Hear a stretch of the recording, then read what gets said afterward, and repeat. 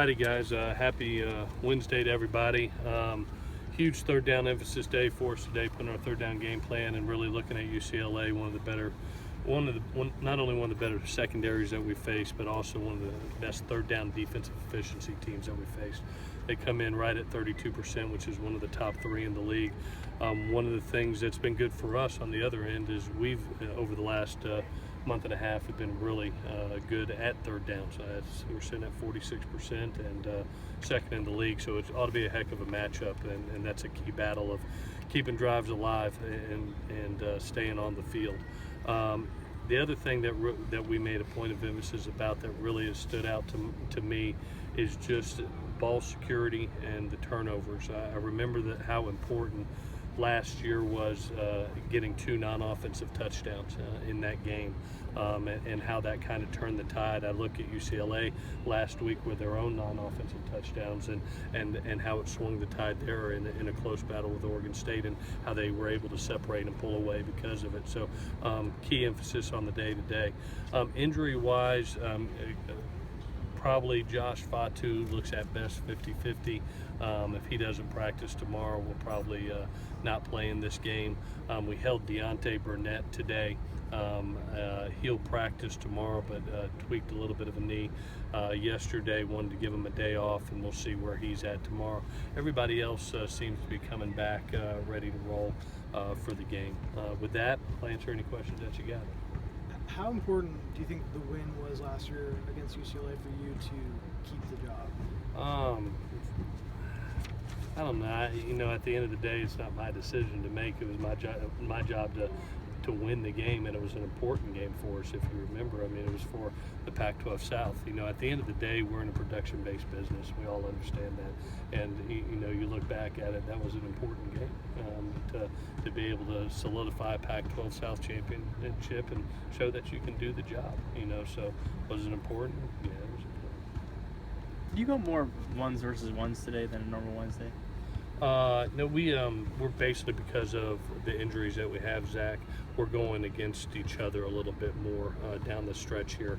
We've had some injuries. Obviously, we're thin on the defensive line, and with Stevie being limited in practice, Josh not practicing, all of a sudden you look up and you've lost some of your service team guys too. So we've taken the approach of, like we've done in years past, to be able to go more against each other and give real quality looks. And the kids have absolutely loved it. I had many comments after yesterday's practice. Coach, we're doing that again.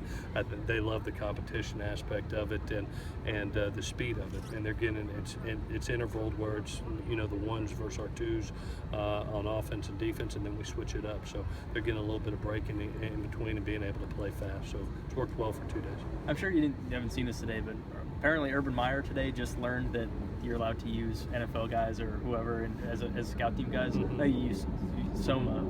did you learn that was the rule's been around for a while, and I remember Kerry being out here, and some of the other guys that just want to work and be able, they're in between teams, and all of a sudden you go down on service players a little bit, and it's a great asset to have, to be able to have a guy that can give you a great look and have the ability to still keep his game up.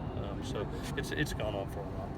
One of the things the defensive guys keep telling us is one of the big changes is the guys are watching film on their own so much more. Mm-hmm. Where did that come? And they said they kind of decided after the Alabama game that they had to change something. Mm-hmm. How did that happen? Well, I think you only get so many hours in the day as far as your CARA, and they call it CARA. You get 20 hours a week, and at the end of the day, to be an elite football team, there's extra work that has to be put in, and you preach it to them, and you hope it takes it to heart. And I take credit to the kids. They come in on their own. They sit in their defensive room, team room, and do a great job of studying the opponent. It's neat to be able to hear how much they know the tendencies of the other team. I'm back there sitting, listening to service, and they're calling out the plays because they understand the formations and what come out of it. So they've done a terrific job, and our whole team has, in preparation, and it's been one of the keys that we've gone on this run.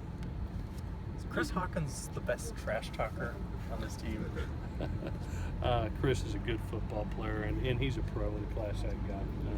We believe in pouring the perfume on and just let her play and let her play speak for itself. You know, there's the one thing that I'm proud of the kids over the last 6 weeks is not making about the hype and making about, we say execution fuels emotion.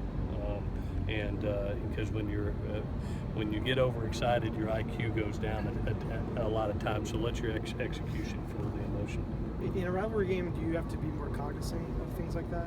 No question. In every game, you don't want to give any fuel to the fire to an opponent. The fact of the matter is, when you're playing the type of schedule that we play in the Pac-12 and non-conference games, you know, these are good teams. You know, credit them, respect them, and go out and compete against them. You have a chance to know the outcome of the Colorado and the Utah games before this game starts. Mm-hmm. Are you going to avoid that, or are you going to seek that out? The truth? Yeah. I think I'll be keeping one eye. I'll be focused on our job, but you know, you're only human, you know, and so I'll look at the score to see where we're at. Most of the guys said they're going to try to avoid it. I don't know if they're telling the truth or not. They're a lot stronger man than me. So do you have to address that though? Now you know this, and now you. No, just like I said yesterday, we have a job to do. No matter, we can only control what we can control, and that's this game and this week. And you know, that's been the overriding emphasis each and every week is do our job on this day in this moment. And that's what I'm going to keep selling. That's what I'm going to keep preaching. And it's been good, and we've got to continue no matter how it swings Saturday. The fact of the matter is, we got to line up and play a good UCLA team. And if we're not all there, you know, we'll get our butt beat. And if we are, then we're going to be a very competitive bunch. Do you worry at all about overconfidence? Do you have to coach against it? No, these guys, I tell you, the one thing that I appreciate is the older leadership of this group right now and how they're preparing. You know, you can see it on this practice field, how fast they're playing and how much it means to them to finish what we've started. It doesn't matter who wins or who loses on Saturday from Colorado to Utah. I know these kids are going to go out because they know that this is a special game for this city, for our two universities, and they're going to go out and play. I know that. They've done it the last 6 weeks. They'll do it again. Do one more. What kind of impact has Stevie had just on the totality of the season looking back? Oh my gosh. The maturity he's brought to the room and the work ethic that he's brought to the room is something that I feel that we've grown up because of that guy. When you look at a guy like Rasheem Green, who's a young player, and he picks up the habits of Stevie from the way he takes care of himself, how he works on this practice field, how he leads. He's helped Rasheem grown up, as well as two edge players. You know, he's without question one of the more respected players on this football team, and I think a lot of it has to do with, you know, the maturity that he has as a 25-year-old man, married. He's a professional ready to go to the next level, and our guys see that and want to be that. Do you think he is a pro prospect? Yes, no question. It's hard to have that size and that athleticism, that quick twitch. He'll be in some camp someplace with an opportunity. No question about that. Thank you, guys.